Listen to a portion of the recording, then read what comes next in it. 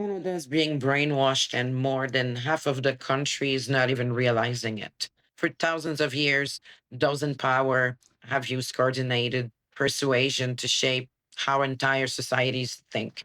The word brainwashing is new, but the strategy is ancient. Pharaohs built giant temples to glorify themselves and erase inconvenient truths. Roman emperors spread propagandas about their greatness. Religious leaders used emotional sermon, repetition, and group pressure to reshape identities.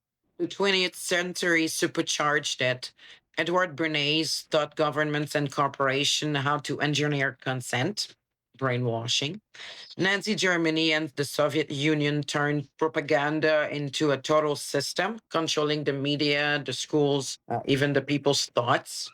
And today it's happening again, right here in Canada. Our not so honorable Prime Minister Mark Carney had been using the exact same phrases in nearly every single speech. He always says, in a more divided and dangerous word, or different variation of that.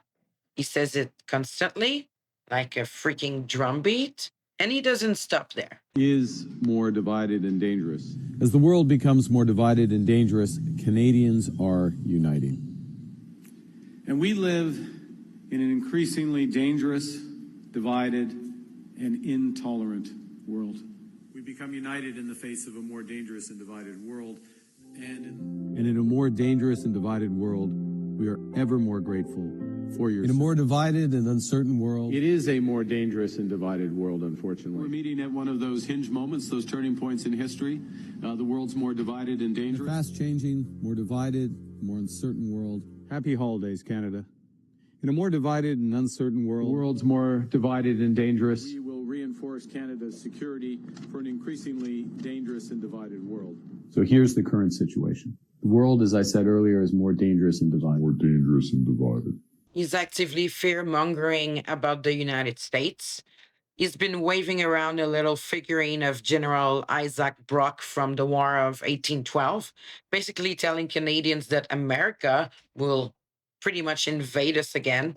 It's our closest ally and biggest trading partner for generation, but he considers it threat to our security. Go figure. He warns that our deep ties to the US are no longer a strength, but a dangerous weakness that we must break. He refuses to compromise, refuses to negotiate, and instead, he pushes Canada towards new alliances. China, for an example. We'll talk about that in another episode. The results are shocking. Just a couple of years ago, 60 to 70% of Canadians viewed the United States positively. Today, that number really collapsed. It's around 40%, sometimes 35, depending who does the survey and how many people did decide to probe. Many now sees America as a bigger threat than Russia or China or even North Korea. It's definitely not happening by accident. It's deliberate, repeated message designed to shift how Canadians see their neighbor, turning a longtime friend into an enemy in people's mind.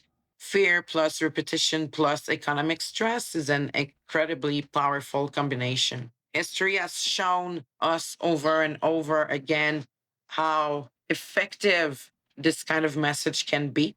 The real question is, how long will Canadians keep buying it?